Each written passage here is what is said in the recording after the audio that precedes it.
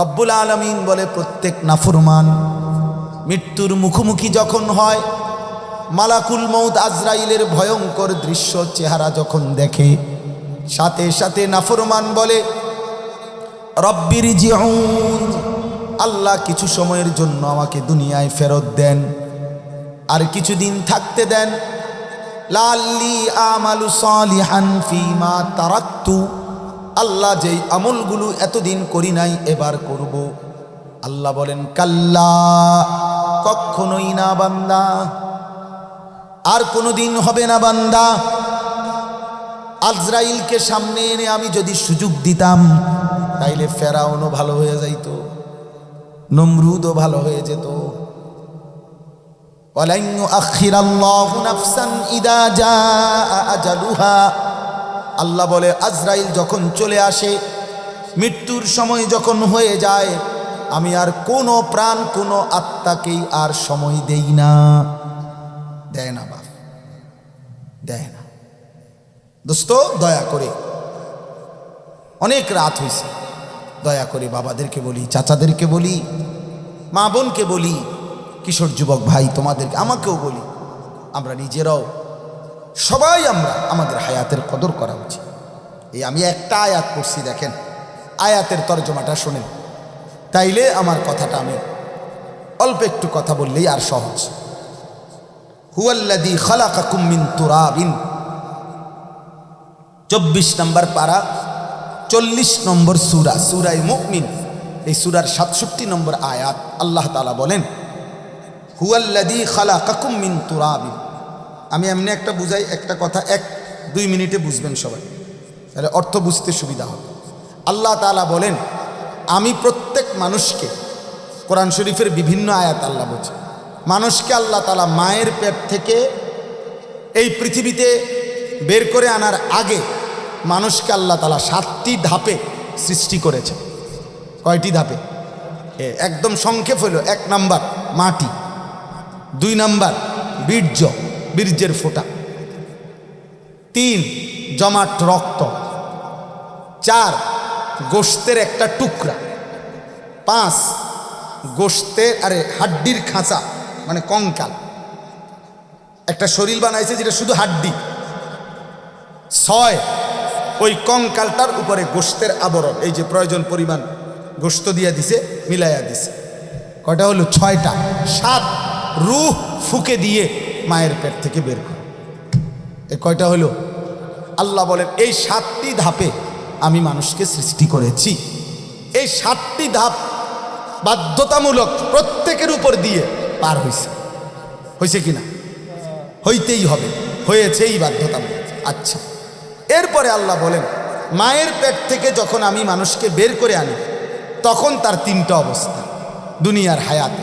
1 সে তিফলুন, শিশু, 2 যুবক, 3 বৃদ্ধ। এই মানুষের স্তর মায়ের পেট থেকে বের হওয়ার পরে দুনিয়াতে 3টা, শিশু, যুবক, বৃদ্ধ। বলেন কি? বৃদ্ধ। আচ্ছা, তো আল্লাহ তাআলা বলেন পূর্বের 7টা ধাপ বাধ্যতামূলক, সবার উপর দিয়ে গেছে, কিন্তু পরের 3টি ধাপ আল্লাহ তাআলা এই 3টা ধাপকে, শিশু, যুবক, বৃদ্ধ, এই 3টা অবস্থাকে আল্লাহ তাআলা একদিকে বলছে এই 3টা নাম, আবার কোনো আয়াতে বলছে এই 3টাকে ভিন্ন নামে, দুর্বল, সবল, দুর্বল। অর্থাৎ আল্লাহ বলছেন প্রথম আমি তাকে সৃষ্টি করেছি শিশু, সে ছিল দুর্বল, তাকে আমি দিয়েছি যৌবন, মূলত শক্তি, আর এরপরে আবার ফিরিয়ে দিছি তাকে আমি দুর্বলতা মানে বৃদ্ধ। তো আল্লাহ বলেন এক মানুষের জীবনের প্রথম অংশও দুর্বল, শেষ অংশও দুর্বল, শক্তি, সামর্থ্য সে কেবল একটাই, সেটা হলো যৌবন। যুবক মানেই শক্তি, শক্তি মানেই যুবক, শক্তির ওই পিঠে যুবক, যুবকের ওই পিঠে শক্তি, সামর্থ্য, কিছু করার প্রেরণা, কিছু জজবা। তো আল্লাহ তাআলা বলেন দেখো, এবার আল্লাহ তাআলা বলেন বান্দা মনে রেখো আমি আল্লাহ তাআলা এই 3টা অবস্থায় মানুষকে পরিণত করি, কিন্তু আমি আল্লাহ আগের 7টা যদিও সবার জন্য হয়েছে, কিন্তু পরের এই 3টা সবার জন্য আমি করি না। অমিনকুম মান ইউতাওয়াফা মিন ক্বাবলু, আমি অনেককেই এই শিশু, যুবক, বৃদ্ধ এই 3 অবস্থায় পৌঁছবার আগেই আমি মৃত্যু দিয়ে ফেলি। কথা বলে না, জন্মিলেই বৃদ্ধ হয় না জন্মিলেই মরিতে হয়? এখন বলেন, জন্মিলেই কি বৃদ্ধ হয়? না। প্রতি বাচ্চাই কি বৃদ্ধ হয়? প্রতিটা শিশুই কি বৃদ্ধ হয়? না, বৃদ্ধ হয়। আল্লাহ বলেন, আমার ইচ্ছে মতো আমি কাউকে 3 দিনে মৃত্যু দিয়ে দেই, 3 বছরে মৃত্যু দিয়ে দেই, 30 বছরে মৃত্যু দিয়ে দেই, কাউকে আমি চাইলে 90 বছরে মৃত্যু দেই, কাউকে আমি চাইলে 120 বছরও মৃত্যু দেই। আমি আল্লাহর সম্পূর্ণ ইচ্ছা। তবে আমি কিন্তু প্রত্যেককেই, কেউ বইল না যে আমি আল্লাহ তারে অল্প বয়সে অকালে মরে গেছে, না, অকালে মরে নাই। প্রত্যেকের জন্য আমি আল্লাহর নির্ধারিত যেই হায়াত, ওইটা আমি সবার জন্য পূরণ করি। কিন্তু আমি আল্লাহ, এই কথাটা আল্লাহ এখানে বলছেন। দেখেন, আমি একটু দেখাই তাইলে বুঝবেন। আল্লাহ বলেন, হুয়াল্লাযী খালাকাকুম মিন তুরাবিন, আল্লাহই তোমাদেরকে সৃষ্টি করেছেন মাটি থেকে, সুম্মা মিন নুতফাতিন, অতঃপর বীর্যের ফোঁটা থেকে, সুম্মা মিন আলাকাতিন, অতঃপর জমাট রক্ত থেকে। এভাবে ধীরে ধীরে সবগুলো ধাপ অতিক্রম করে 7ম ধাপে আল্লাহ বলে, সুম্মা ইউখরিজুকুম তিফলান, আল্লাহ তোমাদেরকে মায়ের পেট থেকে বের করে আনছেন শিশু হিসাবে। কি হিসাবে? সুম্মা লিতাবলুগু আশুদ্দাকুম, এরপরে তোমরা ধীরে ধীরে তোমাদেরকে পৌঁছাইতেছেন যুবক অবস্থায়।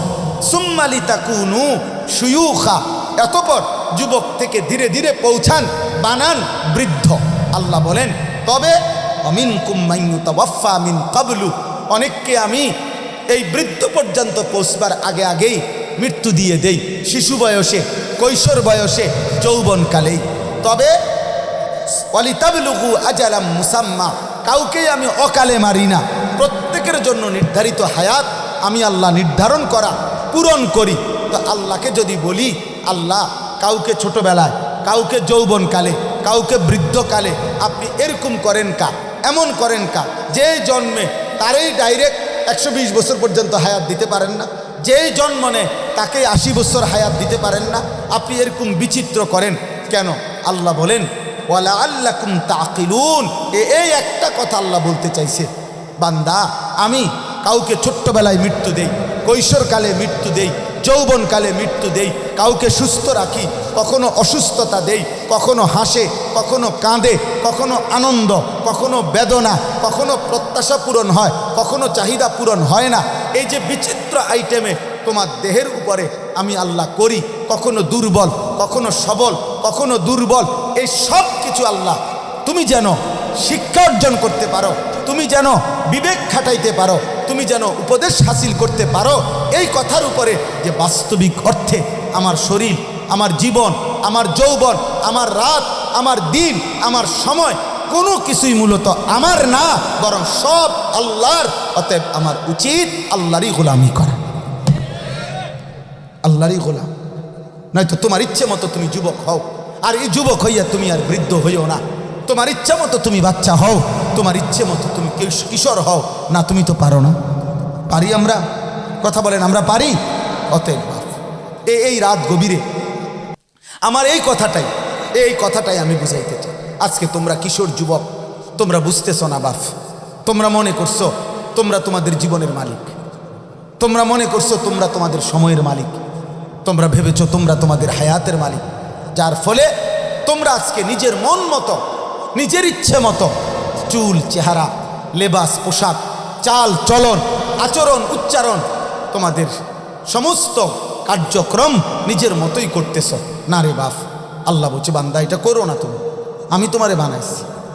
আখরাজাকুম মিন বুতুনি উম্মাহাতিকুম লা তা'লামুনা শাইআন, আল্লাহ বলেন আমি তোমাদেরকে মায়ের পেট থেকে যখন বের করেছি বান্দা, মনে আছে তোমার? তুমি কিছুই জানতে না, তুমি কিচ্ছু জানতা না।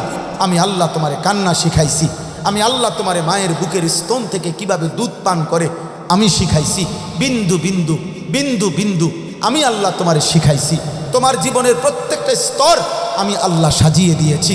এমন মালিক আমি যে তোমারে আদর করে সেই ছোট্ট বাচ্চা দেহ থেকে আজকের এই কিশোর বানালাম, জওয়ান বানাইলাম, পুরা দেহে শক্তি দিলাম, হাত, পা, চোখ, নাক, কান। আজ তুমি আমারে চেনো না,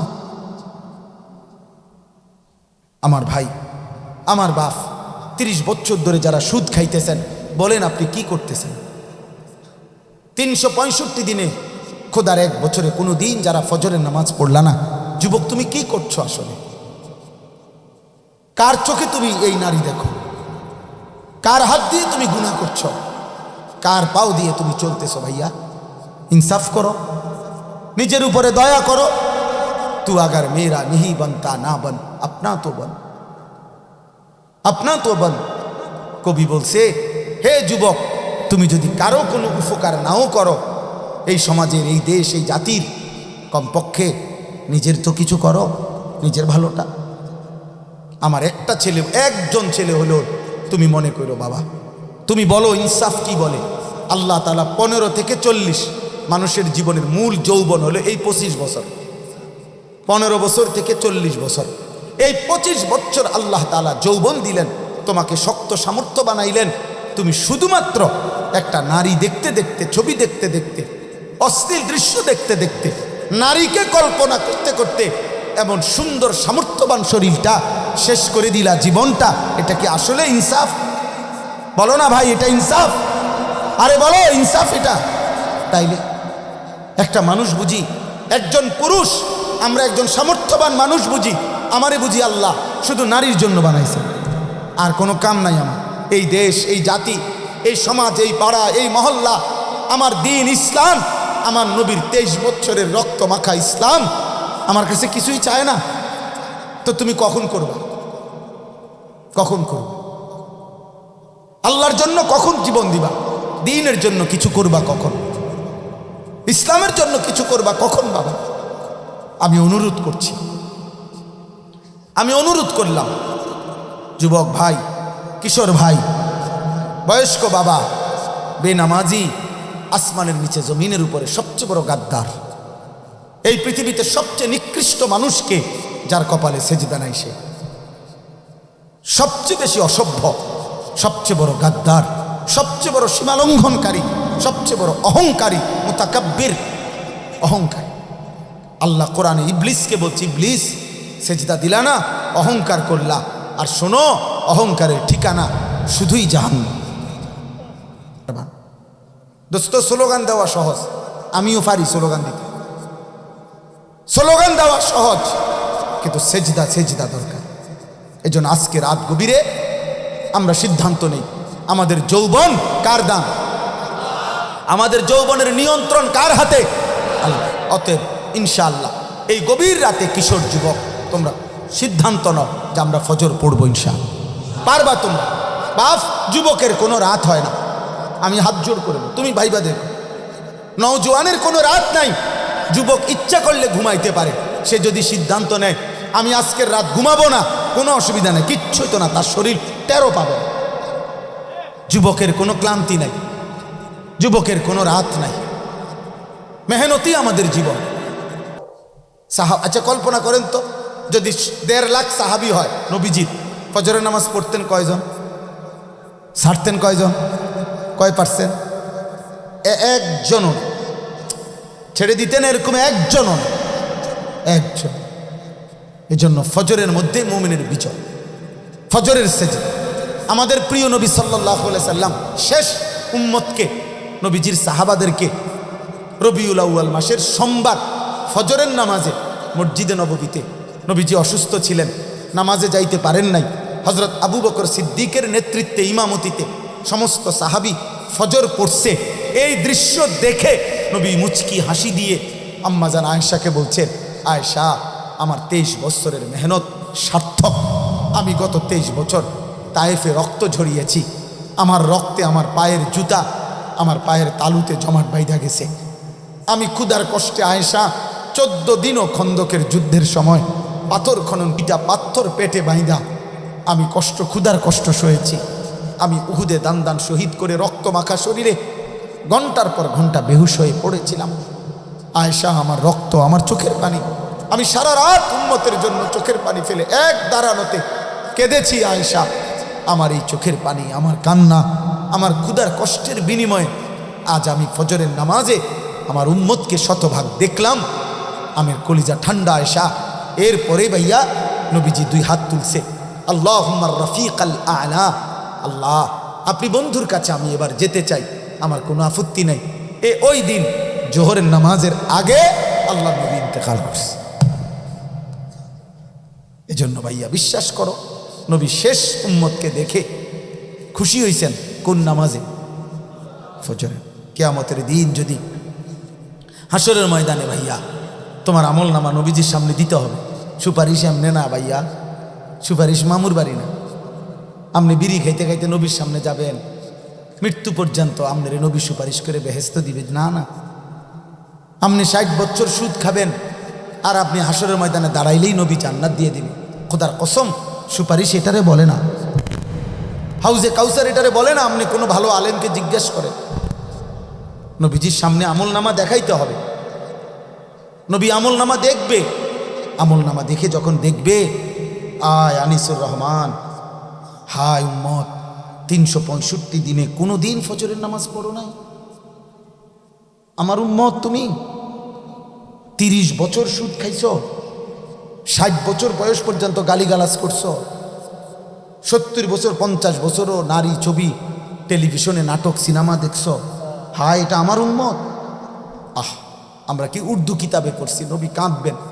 বহু উম্মতের আমল নামা দেখে আল্লাহর নবী চোখের পানি ফেলে নিজের পিঠ থেকে চাদর সরাইয়া নবী পিঠ দেখাইয়া বলবে, উম্মত আমার পিঠটা দেখ, তায়েফের পাথরের আঘাতে আমার পিঠ চালনির মতো ছিদ্র ছিদ্র হয়ে গেছে। বিনিময়ে এই আমল নামা। আমি এটা কেমনে দেখাবো আল্লাহর সামনে? আমি কেমনে বলবো এটা আমার আখিরি নবীর শ্রেষ্ঠ উম্মতের আমল নামা? এই জন্য এক ছেলে, আমি আগেই বলছি, আমি তো ভোটে দাঁড়াই নাই যে সবার ভোট আমার দরকার।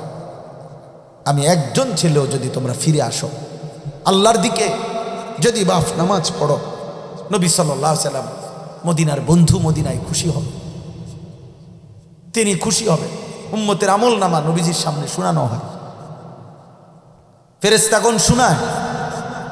নবী কারো আমল নামা শুনে হাসে, কারো আমল নামা শুনে কাঁদে, চোখের পানি ফেলে। হায় উম্মত, এমন ভুলা আমারই কেমনে ভুল?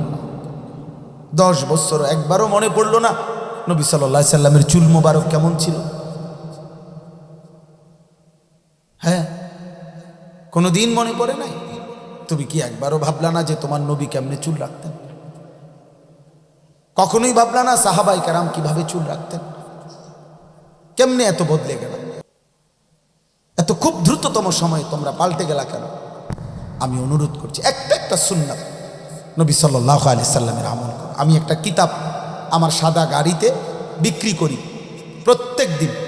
এই কিতাবটা তালিমুস সুন্নাহ, আমাদের প্রিয় নবী সাল্লাল্লাহু আলাইহি সাল্লামের জীবনের সমস্ত সুন্নাত, ছোট বড় নবীজির জীবনের একেবারে সমস্ত সুন্নাত দলিল সহ প্রামাণ্য বাংলা ভাষায় এই কিতাবের মধ্যে লেখা আছে।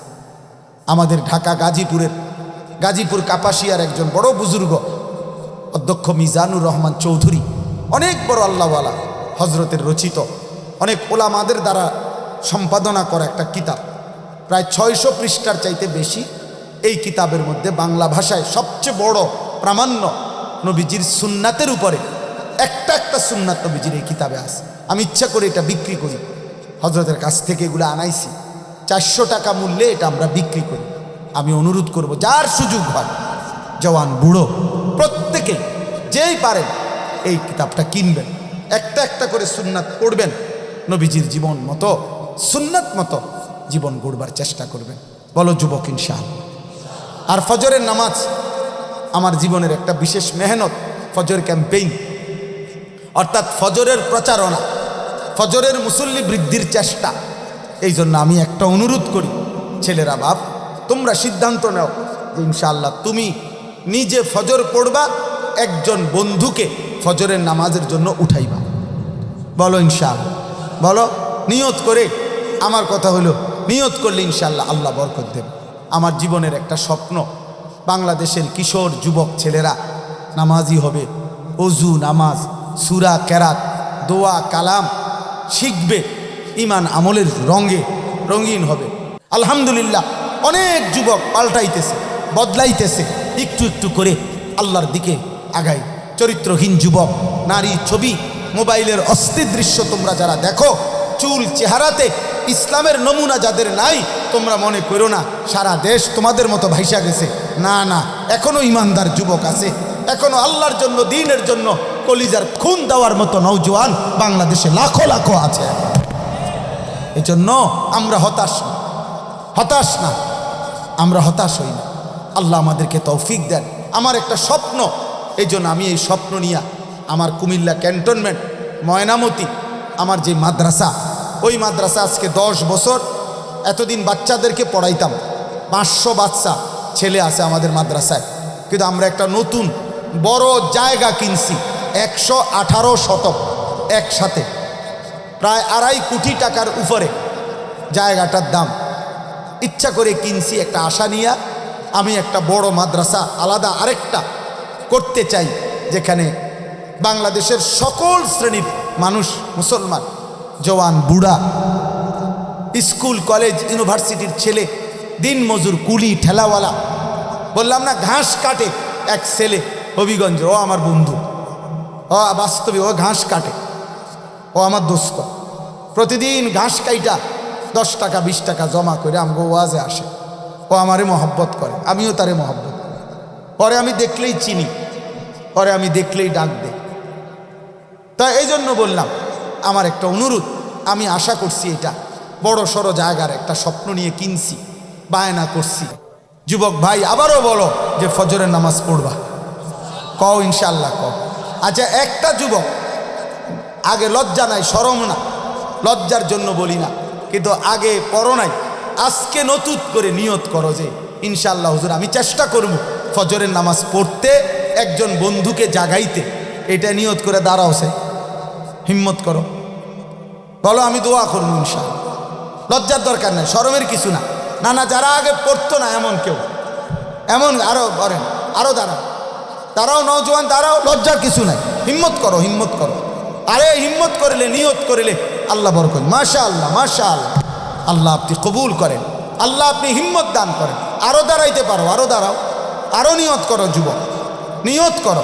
তোমার কাছে একটা নিয়ত চাচ্ছি, আল্লাহর জন্য চাচ্ছি, তোমার জন্য চাইছি ইনশাআল্লাহ। মাশাআল্লাহ, মাশাআল্লাহ, আল্লাহ তাআলা প্রতিটা যুবককে ইসলামের জন্য কবুল করেন।